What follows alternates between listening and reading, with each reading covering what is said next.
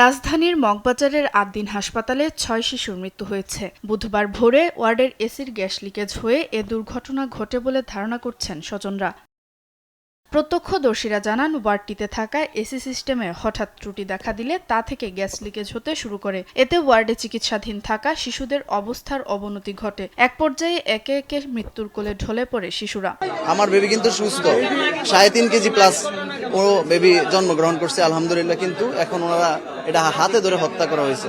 নার্সেরা বলছে বাচ্চা একটু কান্না করে, কুলে নিয়ে শান্ত করান, কিন্তু ওনারা এসি বন্ধ করে রাখছে। শ্বাসকষ্টে আমাদের বাচ্চা মারা গেছে। যতগুলো রোগী বাচ্চা ছিল এক এক করে নিচে আরেক এক করে মৃত্যু ঘোষণা করছে, একটা রোগী আর বাঁচে না। এ সময় কর্তব্যরত চিকিৎসক ও নার্সদের দায়িত্ব অবহেলার অভিযোগ করেন স্বজনরা। সিস্টার যা কইছে যে সিস্টার বাচ্চা তো কাঁদছে, কয় মেয়ের মা দুধ খাওয়ান গা তাই ভালো হয়ে যাবে। হ্যাঁ ফোন টিপ আছে আয় নাই। পরে যেন করে মাই কইছে তো বাচ্চাদের ভালো লাগে না। পরে আমার পোলার ফোন দিছে, কাউসার করে নাম। ওই কাউসার আয়া মনে করেন সিস্টারে জোর করে ওই ভিতরে ঢুকেছে গা, ঢুকিয়া নিয়ে এমন করে আমার নাতি এমন করে ইয়ে গেছে, এসিতে গেছে। পরে দেখি নড়ে চড়ে না, পরে ইসতে কয় কি তোমাকে বাচ্চা নাই।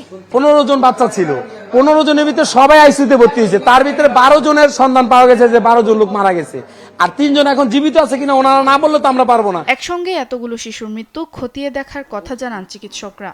6 জন বাচ্চাকেই আমাদের নিউনেটাল আইসিইউতে নেওয়া হয়েছে। নিউনেটাল আইসিইউতে নেওয়ার পরে ওখানে 2 জন বাচ্চাকে ওনারা ব্রড ডেথ পেয়েছে, আর 4 জন বাচ্চা খুবই ক্রিটিক্যাল অবস্থায় ছিল, তাদেরকে ওনারা ভেন্টিলেটরে সাপোর্টে রেখেছিল এবং তারা চেষ্টা করেছে। পরবর্তীতে ওই 4টা বাচ্চাকেও বাঁচানো যায়নি। আমাদের এটা দেখতে হবে যে আসলে কেন একসাথে 6টা বাচ্চা মারা গেছে। ঘটনাস্থল পরিদর্শন করেছেন ডিএমপি কমিশনার। ঘটনাস্থলে কাজ করছে সিআইডি ক্রাইম সিন ইউনিট। আমাদের সিআইডি টিম চলে এসছে।